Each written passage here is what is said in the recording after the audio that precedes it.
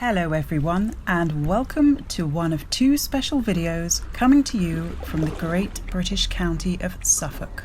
In this episode we're on the tidal River Orwell, looking at boat building and boat wrecks. I am in what's currently a very sunny Suffolk.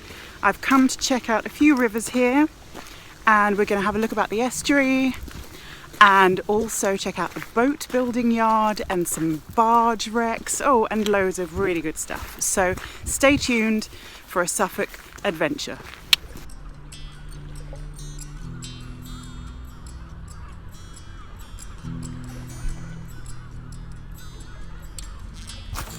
Okay, I've already got my first little find here. It's just a piece of fairly modern bit of brick, but I love these numbers imprinted. I can't leave a piece of a clue behind. There we go. Anyway, just heading down this lovely field track here, across there, and we're going to end up in a place called Pin Mill. Today I'm visiting Pin Mill, a hamlet on the south bank of the Orwell on the Shotley Peninsula. Famed for its maritime past and historic pub, it's also forever entwined with celebrated author Arthur Ransome, who famously wrote the beloved childhood favourite series of books, Swallows and Amazons. Although Swallows and Amazons itself was largely set in the Lake District, Ransome also drew great inspiration from the Suffolk estuary, where he lived for 5 years. Pin Mill is the setting for much of the action of the stories Secret Water and We Didn't Mean to Go to Sea. Ransome was a keen sailor, and his own yacht, the Nancy Blackett, named after the main character of Swallows and Amazons, is still based on the Suffolk estuary to this day. In fact, you can see where she is right now on the live yacht tracker map. Links to that in the video description. Pin Mill was once a landing point for cargo heading in and out of Suffolk. Butterman's Bay, named after the speedy schooners carrying dairy produce from the Channel Islands, was the spot where large sailing ships bringing goods from around the world anchored. Once anchored, their goods were offloaded onto barges, and the lightened ships would then proceed to enter the dock at nearby Ipswich. The Orwell River was once a prime trading route between Ipswich, the European mainland, and the rest of the country. During the Middle Ages, East Anglian merchants and farmers produced wool for export, whilst coal, iron and timber was imported. I think I know where we are. You know, I said I wanted to see that boatyard? Yeah. I think we're there. I'm feeling I think we might be there. Pin Mill is home to 2 large boat building workshops. Let's take a look at one of them now. Harry King and Sons have been building wooden yachts and clinker-built dinghies at their boatyard in Pin Mill since 1850.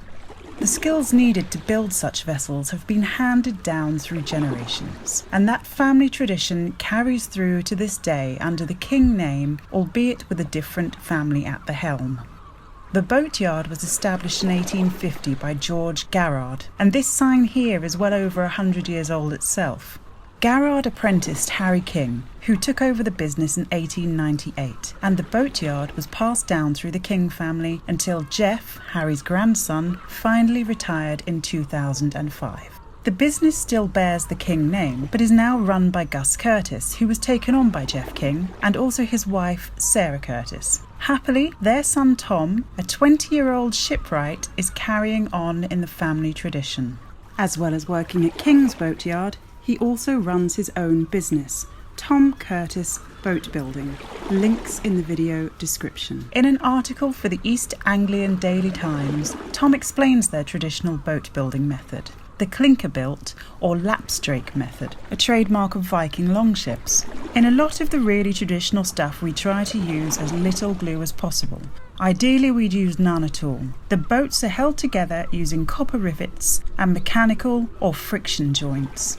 Now these are the same techniques used to build Thames barges and fishing smacks, which were once essential to life in Suffolk. Tom goes on to say, Thames barges were the lorries of their day. Without Thames barges, we wouldn't have been fed. Pin Mill has long been associated with the Thames barge. Many brought goods to Pin Mill, including coal, which was conveyed by horse and cart to the steam flour mill in nearby Chelmsford, as well as directly to the villagers' hearths. And what does Tom say about being one of the few remaining shipwrights in East Anglia? I can count the amount of shipwrights I know on my hand. There's far more work than there are shipwrights. It's getting a bit worrying. Keeping the skill and passing it on is a good thing. Back in the day, Harry King, along with his sons Norman and Sam, built 2 boats for Arthur Ransom himself, along with hundreds of beautifully crafted yachts and working boats over a number of decades. King's is not the only extant boatyard still in operation at Pin Mill. Webb's boatyard is right next door, across the green. Ted Webb repaired barges from his barge workshop on what's known as the Hard, a nautical term to describe a firm slope by water, for more than 40 years. In the 1960s, Reuben Webb and his son Fred set up a boatyard on a field near Pin Mill Common and continued to repair barges. However, the transportational use of Thames barges was in decline. A number of barges became houseboats, but a good many ended up as rotting hulks. Others continued sailing for recreational use, and Pin Mill Sailing Club ran its first barge match in 1962, and now this annual event enables beautifully restored barges, several over 100 years old, to race on the local rivers. Speaking of houseboats, let's wander off the beaten track for a minute because I've got something really special to show you. Follow me down this houseboat-lined track. It's a magical place. Check out the decorated entrances to the houseboats. It's straight out of an adventure book. Arthur Ransom once again springs to mind. And this is what I love about so many estuary locations, the variety of juxtapositions of water and land. Inland waterways, marshland, mudflats on one side, on the other you've got woodland, field and settlements of people. And here we are. This is what we've come to see. Beyond the charming houseboats, a dramatic scene lies in wait.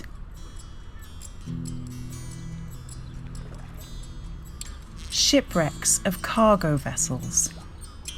So where did these boats come from? Some are relatively modern. We know that at least 2 were once Thames barges, and another is a motor fishing vessel, which just 18 years ago was in excellent condition. Now that should give you some idea of how quickly boats can break down.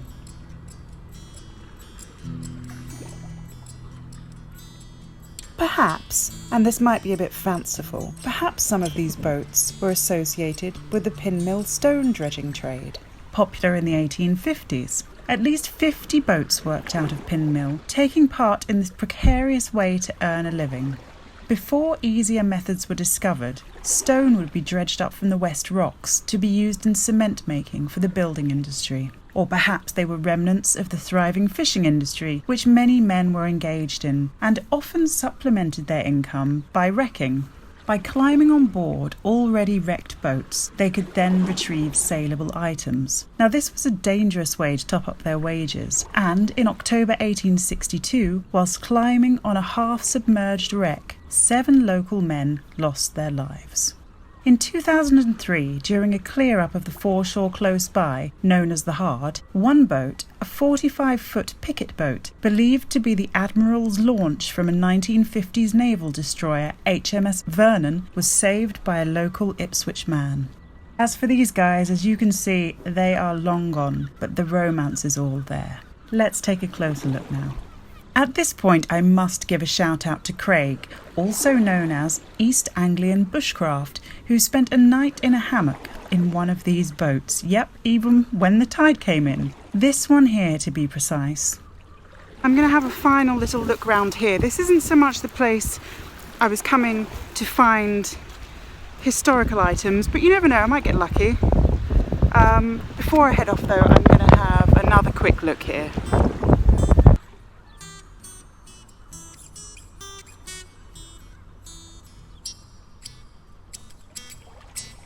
Despite the wrecks, this section of foreshore isn't particularly rich in finds, so I'm not really here to do a lot of mudlarking in itself in the usual sense, but I did manage to spot something.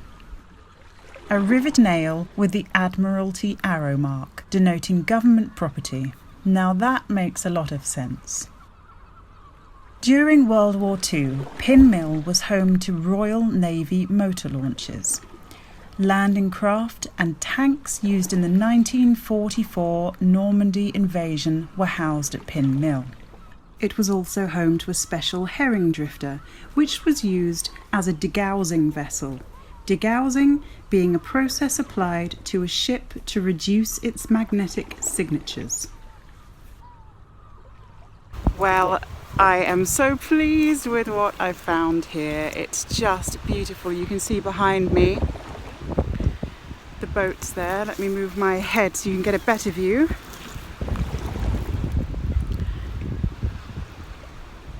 And the tide is coming up quite fast. With the sun setting and the tide rolling in, it's time now to leave the mysterious shipwrecks and take some refreshment. And where better than the Butt and Oyster, an historic England listed building since 1989. English heritage have dated parts of its structure to the 17th century.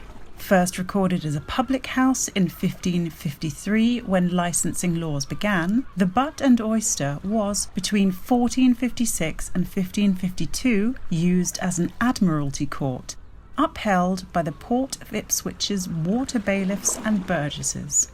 Interesting to note then that the same premises that once acted as an Admiralty court was also allegedly used by William Lord, professional smuggler and boyfriend of cross-dressing, bareback riding, horse-stealing local legend Margaret Catchpole.